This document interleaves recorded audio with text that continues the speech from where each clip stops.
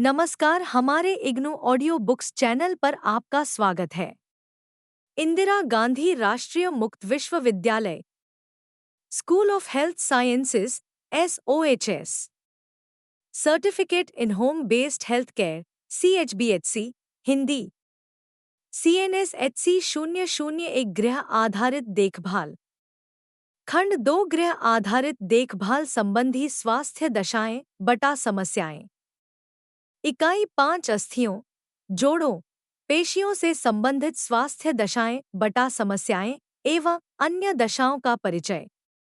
5.0 उद्देश्य। इस इकाई को पढ़ने के बाद आप स्वास्थ्य दशाओं का अर्थ, कारण, संकेत एवं लक्षणों को स्पष्ट कर सकेंगे। अस्थियों एवं पेशियों से संबंधित दशाओं वाले रोगियों की देखभाल कर सकेंगे।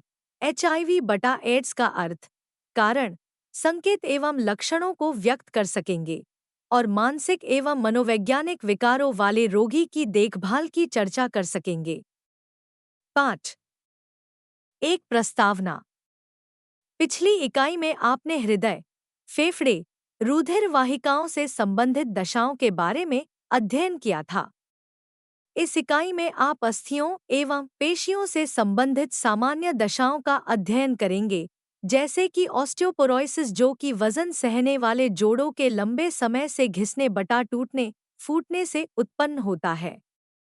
ऑस्टियोपोरोसिस काल प्रभावन प्रक्रिया के कारण हार्मोनों में घटोतरी के कारण उत्पन्न होता है। ओणी, हिप फ्रैक्चर बड़े बुजुर्गों को सामान्य रूप से प्रभावित करता है और यह अक्सर बड़े बुजुर्गों के यकायक गिर जाने या कैंसर और अन्य कंकालीय स्केलेटल रोगों के कारण पनपता है।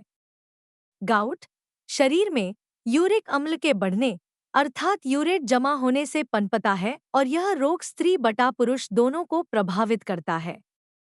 मासिक धर्म के रुक जाने के बाद अर्थात 45 वर्ष की आयु के बाद जरूरी उपायों को समय पर अपनाना जरूरी हो जाता है। 5. 2 अस्थियों एवं पेशियों से संबंधित दशाएं। अस्थियां, हड्डियां एवं पेशियां विविध अंगों को शक्ति, सहारा एवं इन अंगों के हिलने डुलने पर इन्हें सुरक्षा प्रदान करती हैं और ये खनिज तत्वों को भंडारित करती हैं, जैसे कि कैल्शियम, जो कि लाल रुधिर कोशिकाओं RBC के निर्माण में सहायक होता है। बैकबोन मेरुदंड शरीर को सही मुद्रा में रखने में सहायक होता है। इसके कारण गर्दन आसानी से घूम सकती है और इससे शरीर आसानी से नीचे की ओर झुक सकता है। 5.2 एक अस्थिभंग फ्रैक्चर्स का परिभाषा एवं अर्थ। आघात देने वाली चोटों के उच्च प्रतिशत का कारण अस्थिभंग फ्रैक्चर है। इससे जीवन के स्तर में यकायक भारी परिवर्तन हो जाता है और इसके कारण व्यक्ति आसानी से चल फिर नहीं पाता और अपने काम पर नहीं जा पाता, जिसके कारण उसकी आमदनी भी प्रभावित हो जाती है। फ्रैक्चर से आशय अस्थि की सामान्य निरंतरता में टूट फूट या फासला उत्पन्न होना है। हमने खंड 1 इकाई 4 में विभिन्न प्रकार के फ्रैक्चरों के बारे में चर्चा की थी। बड़े बुजुर्गों में पनपने वाला सर्वाधिक सामान्य फ्रैक्चर कूल्हे श्रोणि का फ्रैक्चर भी है।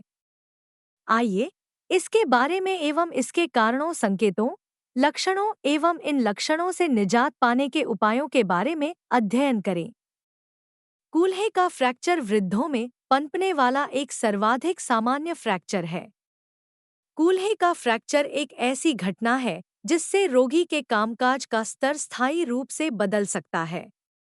बड़े बुजुर्गों में फ्रैक्चर यकायक गिर जाने, कैंसर, ऑस्टियोपोरोसिस और अन्य कंकालीय रोगों के कारण उत्पन्न होता है।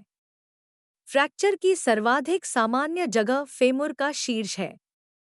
इस फ्रैक्चर की संभावना पुरुषों की तुलना में महिलाओं में उच्च होती है। बड़े बुजुर्गों की हड्डियां आसानी से टूट जाती हैं क्योंकि ये अधिक नाजुक, भुरभुरी होती है।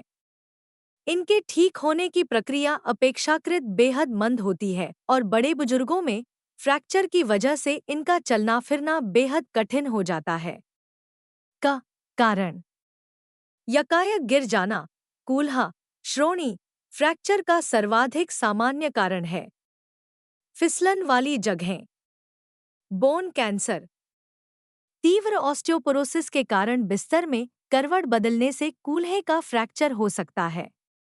ग संकेत एवं लक्षण, कूल्हे के आसपास सूजन, श्रोणि पेल्विक भाग का नीला पड़ जाना, प्रभावित कूल्हे वाली तरफ टांग का अंदर या बाहर की ओर घूम जाना, भुजा या टांगों का सीमित हिलना डुलना, दिल की धड़कन का तेज होना, दर्द होना।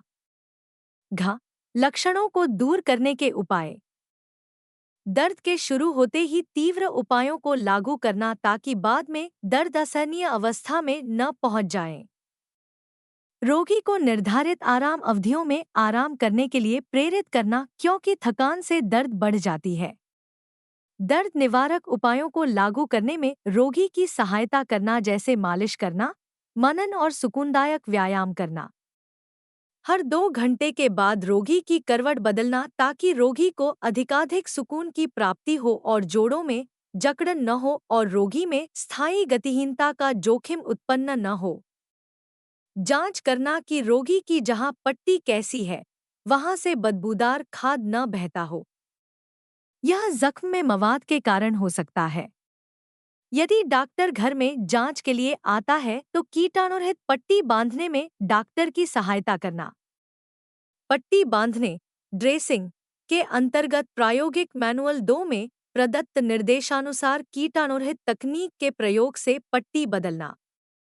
रोगी को ऐसा संतुलित भोजन लेने के लिए प्रेरित करना जो पचने में आसान हो और रोगी के खानपान का रिकॉर्ड बनाए रखना। 5.2 दो बोन अस्थि ट्यूमर का अर्थ, बोन ट्यूमर का पता नहीं चल पाता क्योंकि इससे प्रारंभिक अवस्था में बिल्कुल दर्द नहीं होता लेकिन बाद में घना दर्द होता है। इसका पता रोगी के एक्सरे की रिपोर्ट देखकर चलता है जो कि किसी और शिकायत के उद्देश्य से देखी जा रही होती है, जैसे कि फ्रैक्चर की स्थिति में। ख कारण, सही कारण का पता नहीं चल पाता। यदि पहले कभी घनी चोट, दुर्घटना का सामना किया हो, यदि परिवार में कैंसर रोग का इतिहास हो। ग संकेत एवं लक्षण, दर्द से कराहना, चल बटा फिर न पाना, भारी वस्तुओं को उठा न पाना, वजन में कमी, प्रभावित भाग में सूजन, खून की कमी, बार बार संक्रमण होना, कंपी आना, बेहद ठंड लगना। घ लक्षणों को दूर करने के उपाय, शल्य चिकित्सा से प्रभावित भाग को शरीर से अलग कर देना। ऐसा व्यवहार रोगी और परिवार सदस्यों के लिए मनोवैज्ञानिक रूप से सदमादायक होता है। अतः आपको रोगी एवं उसके परिवार को शल्य चिकित्सा को स्वीकारने के लिए तैयार करना चाहिए। विकल्प के रूप में ऐसे रोगी के लिए कृत्रिम अंग का प्रयोग शामिल है। रोगी को फैंटम लिम्ब संवेदन के बारे में शिक्षित करना।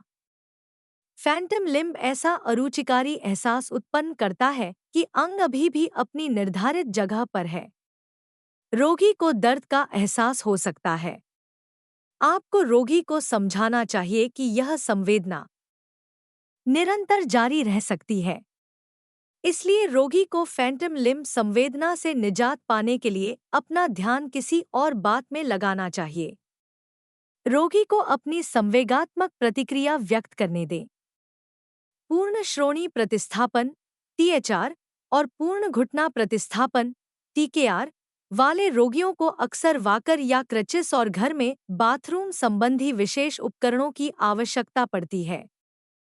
चलने फिरने के लिए युक्तियों के प्रयोग के अंतर्गत भावी जानकारी के लिए देखें प्रायोगिक मैनुअल 21। THR TKR के मामले में रोगी को टब बाथ न लेने की सलाह दें। 5.3 जोड़ों से संबंधित दशाएं, अस्थियां एक दूसरे से जुड़ी रहती है और इसी वजह से हम तरह-तरह के मूवमेंट कर सकते हैं, जैसे भुजाओं एवं टांगों को पूरा घुमाना, और यह कार्य हम बॉल एवं सॉकेट ज्वाइंट्स की वजह से करते हैं, जैसे कि कंधे का जोड़ और कूल्हे का जोड़। अन्य जोड़ जो हल्की गति प्रदान करते हैं। वे जोड़ जो हल्की या मंद गति प्रदान करते हैं या जो कोई गति प्रदान नहीं करते। खोपड़ी की अस्थियां जो आधी सीवन सूचर्स से जुड़ी होती हैं, जैसे खोपड़ी की सीवन। 5.3 एक अस्थि आर्थाइटिस बटा रूमेटॉइड आर्थाइटिस। आइए जोड़ों की इन दशाओं, इनसे जुड़े कारणों, संकेतों, लक्षणों एवं इन लक्षणों से निजात पाने के उपायों का अध्ययन करें। का परिभाषा एवं अर्थ। ऑस्टियोआर्थाइटिस यह सर्वाधिक सामान्य आर्थाइटिस है जिससे जोड़ क्षतिग्रस्त हो जाता है और जोड़ के खाली भागों में नई हड्डी बनने लगती है। ऑस्टियोआर्थाइटिस सामान्य तौर पर वजन सहन करने वाले जोड़ों, विशेष रूप से कूल्हे एवं घुटने में उत्पन्न होता है। जोड़ की जगह और प्रभावित जोड़ की गंभीरता के आधार पर अक्षमता के रूप में कूल्हे या घुटने के रोग से अंगुलियां अधिक या बिल्कुल ही काम नहीं कर पाती। रूमेटॉइड आर्थराइटिस यह एक जीर्ण रोग है जो परिधीय जोड़ों और आसपास की पेशियों, कंडरा, टेंडन्स, स्नायु और रुधिर वाहिकाओं को प्रभावित करता है। कारण। ऑस्टियोआर्थराइटिस का सरोकार बढ़ती उम्र से हो सकता है क्योंकि बढ़ती उम्र के कारण जोड़ घिसते हैं और इनमें टूट-फूट होती है। मोटापा, जोड़ पर निरंतर बेहद भार पड़ते रहना।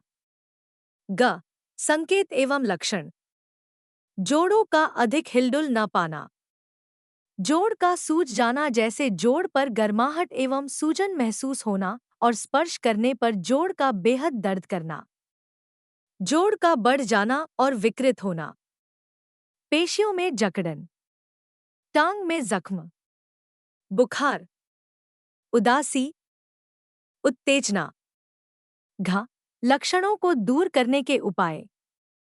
चेहरे को देखकर और दिल की तेज धड़कन से दर्द का पता लगाना। गर्म, सूजे हुए जोड़ पर बर्फ घिसना। जकड़न की स्थिति में जोड़ों को गर्म सेक देना।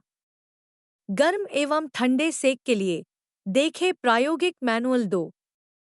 डॉक्टर के निर्देशानुसार दवाइयां देना। रोगी को निरंतर आराम करने की सलाह देना। डॉक्टर के आदेशानुसार प्रभावित अंग को स्प्लिंट में ऊंची अवस्था में बनाएं। रखना। रोगी की दर्द सहने की क्षमता के आधार पर उसे व्यायाम करने में सहायता करना। रोगी की सहयोगपरक युक्तियों के प्रयोग में सहायता करना, जैसे रोगी को स्थिरता एवं गतिशीलता प्रदान करने के लिए केन, क्रचेस या वॉकर आदि का प्रयोग करना। रोगी को अच्छे किस्म के जूते पहनने का निर्देश देना। रोगी को सीढ़ियां उतरने से परहेज करने को कहना क्योंकि इससे भार सहन करने वाले जोड़ों पर भार बढ़ जाता है। रोगी को अपने मन की भावना अभिव्यक्त करने को कहना। रोगी को भिन्न भिन्न पोशाक पहनने एवं सजने संवरने को कहना क्योंकि इससे रोगी की शक्ल सूरत अच्छी लगती है और उसका मनोबल बढ़ जाता है। जांच करना कि रोगी को भोजन, स्नान एवं सजने संवरने में दूसरों की कितनी मदद की आवश्यकता पड़ती है। शरीर का उचित भार बनाए रखना। गद्दी पर बैठना और ऊंची टॉयलेट सीट का प्रयोग करना। घर में सुरक्षात्मक युक्तियों को संस्थापित करना, जैसे स्नानगृह में सहारादायक ग्रैब बार का प्रयोग। 5.3 ऑस्टियोपोरोसिस। जोड़ों की अन्य सामान्य दशा ऑस्टियोपोरोसिस है। आइए इसके बारे में एवं इसके कारणों, संकेतों, लक्षणों एवं इन लक्षणों से निजात पाने के उपायों के बारे में जानें। अर्थ एवं परिभाषा। ऑस्टियोपोरोसिस ऐसा विकार है जिससे हड्डी निर्माण की प्रक्रिया घट जाती है।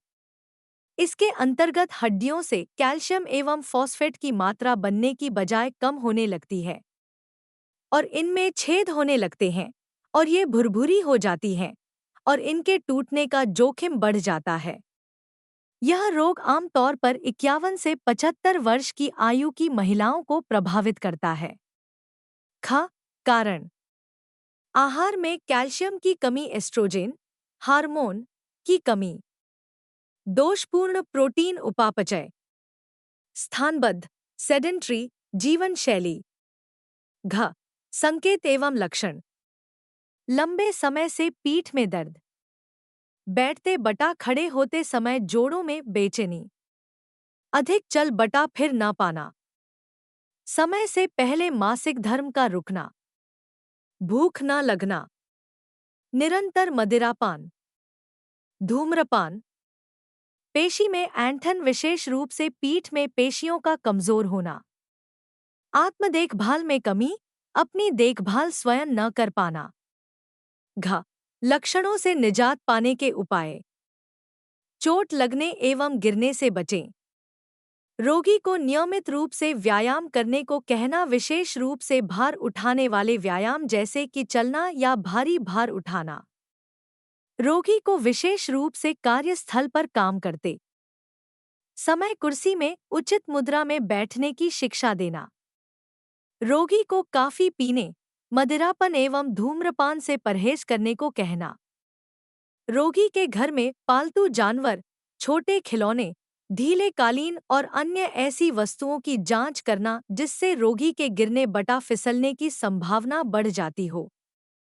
रोगी को आहार में कैल्शियम की मात्रा बढ़ाने को कहना।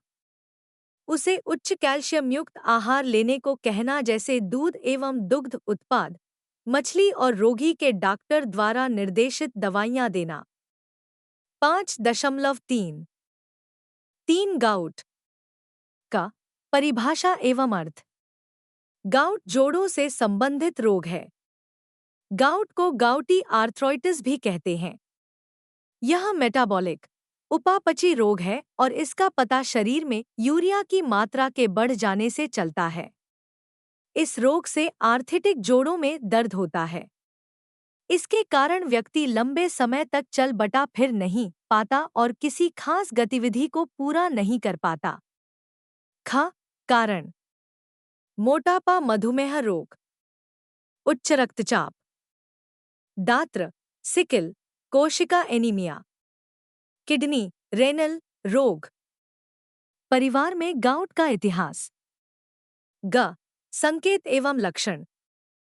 टखना, एड़ी, घुटना या कलाई के जोड़ों में बेहद दर्द होना। व्यायाम और कामकाज के स्तर में बढ़ोतरी। परिवार में मधुमेह, उच्च रक्तचाप या दात्र कोशिका एनीमिया का इतिहास। जोड़ का बेहद कोमल होना। सूजे हुए जोड़ की त्वचा का चमकीली लाल, बैंगनी या नीली नजर आना। हल्का सा बुखार महसूस होना। जोड़ों का काम न कर पाना। घ, लक्षणों को दूर करने के उपाय। गाउट के रोगी की देखभाल करते समय आपको निम्नलिखित बिंदुओं को ध्यान में रखने की आवश्यकता है। गाउट के रोगी को समय समय पर आराम करने के लिए प्रेरित करना और प्रभावित अंग को थोड़ी ऊंची अवस्था में या स्पिलिट में रखना। सूजन को दूर करने के लिए आराम करना सबसे जरूरी उपचार है। दर्द बटा संक्रमण निवारण के लिए डॉक्टर की दवाई लेना और जोड़ को आरामदायक बनाने के लिए जोड़ को अधिक न हिलाने बटा डुलाने से लाभ मिलता है। रोगी की थकान को दूर के लिए रोगी के लिए अवरोध मुक्त आराम की योजना बनाना। जोड़ को सुचारू रूप से हिलाने बुलाने के योग्य बनाने के लिए रोगी को गतिक, मोशन संबंधी भिन्न भिन्न व्यायाम करना सिखाना। कौशल 7 के अंतर्गत अधिक जानकारी के लिए देखें प्रायोगिक मैनुअल 1। जोड़ों पर आइस पैक लगाएं क्योंकि ठंडा सेक देने से तीक्ष्ण दर्द घट जाती है और साथ ही जरूरी दवाई भी दे। अधिक जानकारी के लिए देखें प्रायोगिक मैनुअल 2। कौशल 14। रोगी को सुकून देने वाले कुछ अन्य उपाय भी प्रदान करें, जैसे जोड़ की मालिश करना, जोड़ को हिलाना बटा डुलाना, क्योंकि इससे दर्द से रोगी का ध्यान हट जाता है और उसे सुकून भी मिलता है। रोगी को प्रतिदिन 6 से 8 गिलास पानी पीने के लिए प्रेरित करना, क्योंकि शरीर में पानी की पर्याप्त मात्रा से किडनी में पत्थरी बनने का जोखिम घट जाता है। रोगी को खली, मटर, संपूर्ण खाद्यान्न, दाल, राजमा, पालक, लाल मीट, दूध एवं दुग्ध उत्पाद से परहेज करने को कहना, क्योंकि ये सभी खाद्य पदार्थ गैस बनाते हैं। 5. 4 HIV एवं एड्स। HIV एक्टिव टीबी को विकसित करने में एक मुख्य जोखिम कारक है। टीबी तपेदिक को नियंत्रित करने में यह एक सबसे बड़ी चुनौती भी नजर आता है। व्यक्ति की प्रतिरक्षा शक्ति इम्यूनिटी घट जाती है और इस वजह से वह आसानी से कुछ खास संक्रमणों का शिकार हो सकता है, जैसे छाती का संक्रमण, टीबी, मुख, ओरल संक्रमण आदि। का परिभाषा एवं अर्थ। Acquired immunodeficiency syndrome AIDS, human immunodeficiency virus HIV द्वारा उत्पन्न संकेतों एवं लक्षणों का जटिल योगफल है। HIV से कैंसर एवं तपेदिक टीबी जैसे अवसरवादी संक्रमण होने की संभावना काफी हद तक बढ़ जाती है। तीक्ष्ण HIV संक्रमण से एड्स के मंद से गंभीर लक्षणों का पता चलना और अंततः मृत्यु की प्राप्ति करने का जोखिम भिन्न भिन्न व्यक्तियों में अलग अलग तरह का होता है।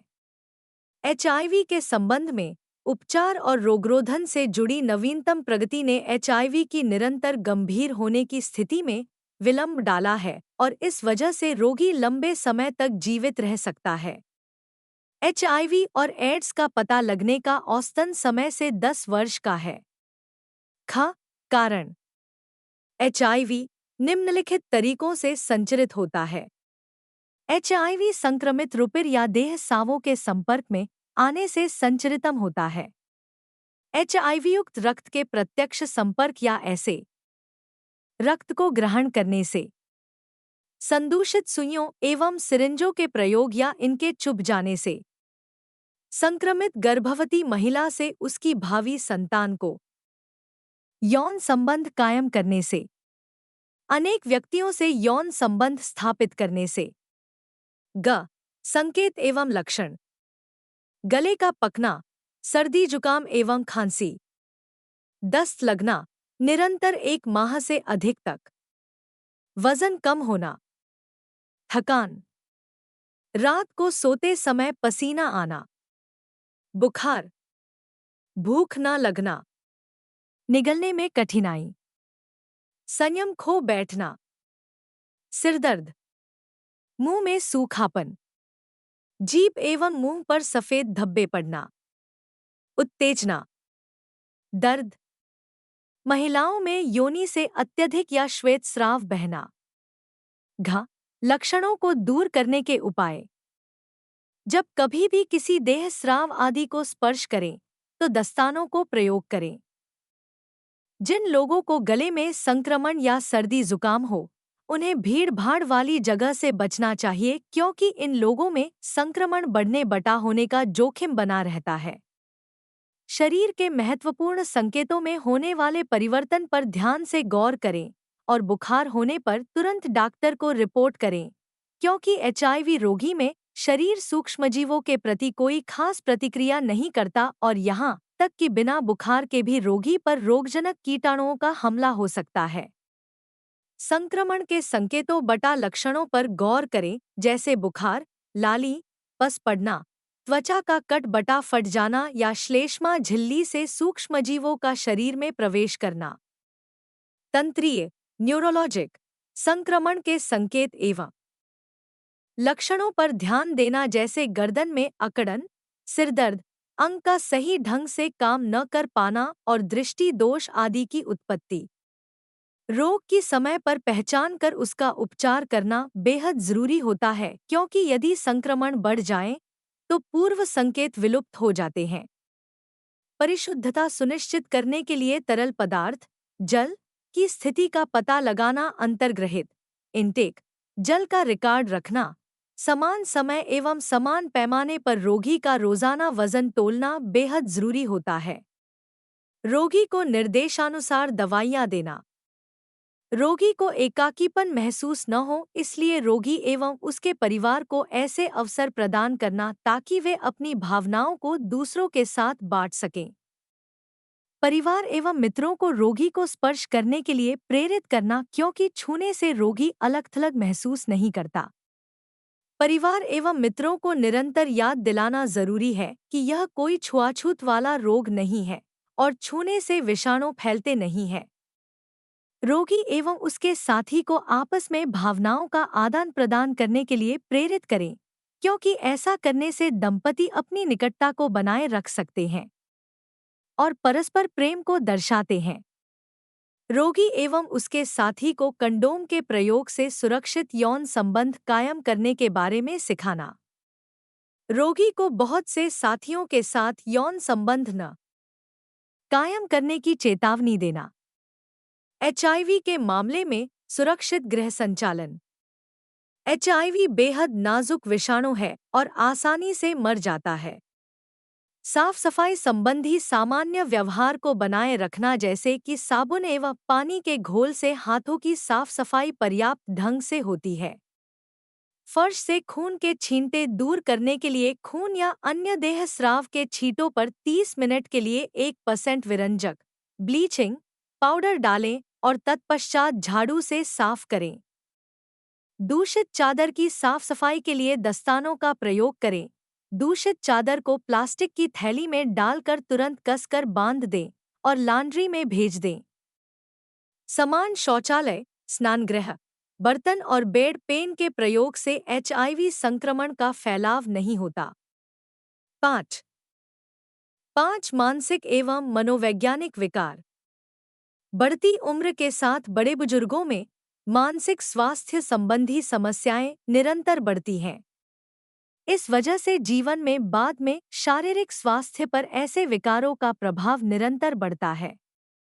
अनुमान है कि बड़े बुजुर्गों का लगभग 20% से 25% भाग किसी भी निर्धारित अवधि में किसी न किसी किस्म की मानसिक रुग्णता से ग्रस्त रहता है।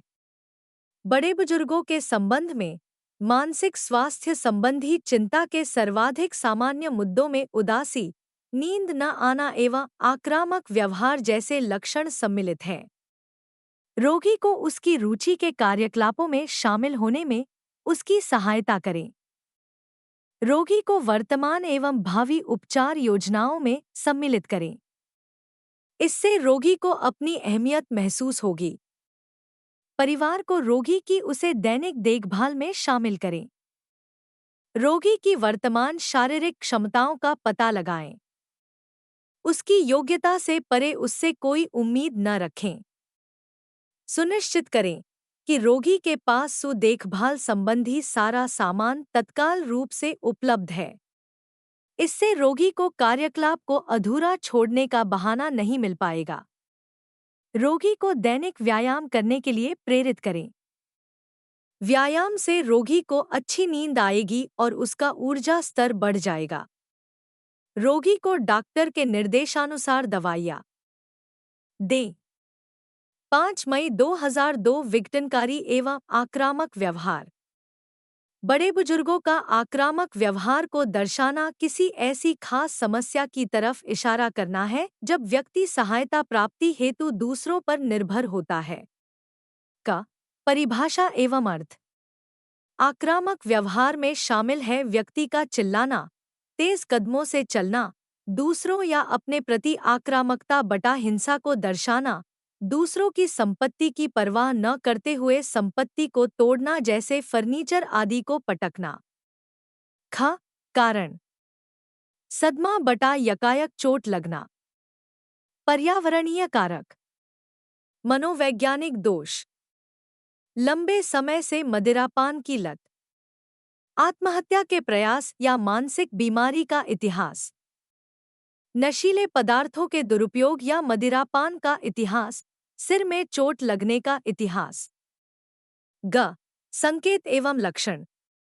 यादाशत का धीरे धीरे कमजोर होना, सामाजिक रूप से अलग थलग रहना, निरंतर चिड़चिड़ाहट को दर्शाना। ऐसे व्यवहार को दर्शाना मानो कुछ खोज बटा टटोल रहे हों। कहानियां बनाना, संदेह करना, सुध-बुध खो बैठना। 5.5 एक उदासी, डिप्रेशन। का परिभाषा एवं अर्थ। बड़े बुजुर्गों द्वारा अनुभव की जाने वाली सर्वाधिक सामान्य स्वास्थ्य समस्या उदासी है। दुर्भाग्यवश उदासी के कारण का आम तौर पर पता नहीं चलता और इसका कोई खास इलाज भी नहीं होता। बहुत से बड़े बुजुर्गों एवं इनके परिवार सदस्य उदासी के लक्षणों की पहचान नहीं कर पाते और सामान्य तौर पर इसे शारीरिक विकार समझने की भूल कर बैठते हैं। उदासी बड़े बुजुर्गों में एक सर्वाधिक मनोवैज्ञानिक विकार है। हालांकि यह काल प्रभावन एजिंग का सामान्य भाग नहीं है। उदासी मनःस्थिति संबंधी विकार है। इससे व्यक्ति उदासी महसूस करता है और उसकी ऊर्जा शक्ति कम हो जाती है और वह सामाजिक रूप से अलग थलग हो जाता है और उसके मन में नकारात्मक विचार पनपने लगते हैं। कारण कोई बड़ा रोग जैसे कैंसर, किसी निकट संबंधी की मौत, संपत्ति संबंधी नुकसान। संकेत एवं लक्षण रोगी में निम्नलिखित संकेत बटा लक्षण नजर आ सकते हैं। दैनिक कार्यकलापों में मन न लगना, दोस्तों बटा नातेदारों से बचना, नींद न आना, दैनिक नियमित कार्यकलापों में रुचि का अभाव जैसे निजी स्वच्छता का अभाव, निराशा महसूस करना, उत्तेजना, मन में उदासी महसूस करना, आत्महत्या करने की सोच का पनपना, शरीर पर चोट के निशान उभरना, थकान महसूस करना, पीड़ा सहने की शक्ति का कम होना, सिरदर्द, पुरानी बातों बटा घटनाओं को पुनः याद न कर पाना, अलगाववाद। लक्षणों से निजात पाने के उपाय। स्वास्थ्य आधारित देखभाल कार्यकर्ता के रूप में उदास व्यक्ति की देखभाल करते समय यान में रखने योग्य उपाय हैं। रोगी की समस्याओं के समाधान के लिए आपको अच्छे श्रोता के रूप में महत्वपूर्ण भूमिका निभानी होगी। रोगी की समस्याओं को धैर्यपूर्ण सुनें। रोगी को उसकी रुचि के कार्यकलापों में शामिल होने में उसकी सहायता करें। रोगी को वर्तमान एवं भावी उपचार योजनाओं में सम्मिलित करें। इससे रोगी को अपनी अहमियत महसूस होगी। परिवार को रोगी की उसे दैनिक देखभाल में शामिल करें। रोगी की वर्तमान शारीरिक क्षमताओं का पता लगाएं। उसकी योग्यता से परे उससे कोई उम्मीद न रखें। सुनिश्चित करें कि रोगी के पास देखभाल संबंधी सारा सामान तत्काल रूप से उपलब्ध है। इससे रोगी को कार्यकलाप को अधूरा छोड़ने का बहाना नहीं मिल पाएगा। रोगी को दैनिक व्यायाम करने के लिए प्रेरित करें। व्यायाम से रोगी को अच्छी नींद आएगी और उसका ऊर्जा स्तर बढ़ जाएगा। रोगी को डॉक्टर के निर्देशानुसार दवाइयाँ दें। 5.5 2 विघटनकारी एवं आक्रामक व्यवहार। बड़े बुजुर्गों का आक्रामक व्यवहार को दर्शाना किसी ऐसी खास समस्या की तरफ इशारा करना है जब व्यक्ति सहायता प्राप्ति हेतु दूसरों पर निर्भर होता है। परिभाषा एवं अर्थ। आक्रामक व्यवहार में शामिल है व्यक्ति का चिल्लाना, तेज कदमों से चलना, दूसरों या अपने प्रति आक्रामकता बटा हिंसा को दर्शाना, दूसरों की संपत्ति की परवाह न करते हुए संपत्ति को तोड़ना जैसे फर्नीचर आदि को पटकना। कारण सदमा बटा यकायक चोट लगना। पर्यावरणीय कारक। मनोवैज्ञानिक दोष। लंबे समय से मदिरापान की लत, आत्महत्या के प्रयास या मानसिक बीमारी का इतिहास, नशीले पदार्थों के दुरुपयोग या मदिरापान का इतिहास, सिर में चोट लगने का इतिहास। संकेत एवं लक्षण। यादाशत का धीरे धीरे कमजोर होना, सामाजिक रूप से अलग थलग रहना, निरंतर चिड़चिड़ाहट को दर्शाना। ऐसे व्यवहार को दर्शाना मानो कुछ खोज बटा टटोल रहे हों। कहानियां बनाना, संदेह करना, सुधबूत खो बैठना, उत्तेजना, मनःस्थिति एवं शब्दों में समन्वय का अभाव, थकान महसूस करना, दर्द के निरंतर बढ़ने की शिकायत करना, चल या मुद्रा में गड़बड़ी, स्मरण शक्ति का कमजोर होना, वाक्य पूरा न कर पाना, आत्मावहेलना, निरंतर गिर जाना, देखभालकर्ता से दुर्व्यवहार करना, कुपोषण, उदासी, नींद संबंधी दोषों का उभरना। घ लक्षणों से निजात पाने के उपाय। व्यवहार परिवर्तन पर गौर करना। ए व्यवहार को आक्रामक बनाने वाली बातों बटा घटनाओं का कम करना या उन्हें दूर करना। सुध-बुध खो बैठने की स्थिति में रोगी को खुद को नुकसान पहुंचाने से जुड़े सुरक्षाप्रद जोखिमों की पहचान करना एवं इनसे बचना। शारीरिक आक्रामकता को रोकना या यदि संभव हो तो रोगी को रस्सी से बांधना। किसी ऐसी शारीरिक या पेशेवर चिकित्सा को लागू करना जो रोगी का ध्यान भंग करने में सहायक हो और रोगी को किसी और कामकाज में व्यस्त करने का प्रयास करना। मनोरंजनात्मक चिकित्सा को लागू करना। दर्द के संकेतों का पता लगाना। रोगी को ध्यान से सुनना। रोगी से अंतक्रिया के दौरान शांत एवं उसके प्रति वफादार बने रहना। रोगी के निकट बैठकर उसकी आंख से आंख मिलाकर बातचीत करना क्योंकि इससे रोगी का भरोसा जीतने में मदद मिलती है। रोगी की बातों को ध्यान से सुनना और उसकी चिंता के मुद्दों पर गौर करने से प्रभावी संप्रेषण में सहायता मिलती है। रोगी के लिए शांतपूर्ण एवं शोररहित वातावरण बनाए रखना क्योंकि अत्यधिक प्रोत्साहन से आक्रामकता एवं उलझन बढ़ती है। रोगी के पहुंच के दायरे से हानिप्रद सामान को हटाते हुए सुरक्षित परिवेश को बनाए रखना। सुपरिचित नियमित व्यवहारों को स्थापित करना और रोगी को प्रेरित करना कि वह अपने कार्यों के लिए स्वयं यथासंभव प्रयास करें। रोगी को यथासंभव सैर करने को कहें क्योंकि इससे रोगी इधर-उधर भटकता नहीं है और इससे रोगी की ऊर्जा सही दिशा में बनी रहती है। 5.5 3 नींद न आना, इंसोम्निया। आइए अब बड़े बुजुर्गों की एक सामान्य एवं प्रमुख समस्या का अध्ययन करें और जो है रात के समय नींद न आना का परिभाषा एवं अर्थ। नींद न आना बड़े बुजुर्गों में एक सामान्य दोष है। बड़े बुजुर्गों को लंबी नींद नहीं आती। नींद न आने से आशय है कि बड़े बुजुर्ग को गाढ़ी नींद आने में कठिनाई महसूस होती है या विचारणीय अवधि तक समुचित नींद की निरंतरता कायम नहीं रहती। ख कारण जीवन शैली संबंधी तनाव, नींद के निर्धारित समय में परिवर्तन, पर्यावरणीय कारक जैसे शोर और तेज रोशनी। ग संकेत एवं लक्षण, नींद न आना और नींद के समय में गिरावट, उत्तेजना, भूख में परिवर्तन, सिर दर्द, तुरंत जाग जाना, थकान, मनःस्थिति परिवर्तन, चिड़चिड़ाहट, आक्रामकता, पेशियों एवं जोड़ों में दर्द, सुध-बुध खो बैठना, मूत्र संबंधी विकारों से ग्रस्त रोगी जैसे रात के समय बिस्तर में मूत्र कर देना या अत्यधिक मूत्र आना। घ लक्षणों से निजात पाने के उपाय। ध्यान दीजिए कि रोगी सामान्य तौर पर सोने से पहले क्या खाते बटा पीते हैं। रोग के सोने के कमरे पर गौर कीजिए। उसके सोने के तरीके और सामान्य दिन संबंधी कार्यकलापों पर गौर करें।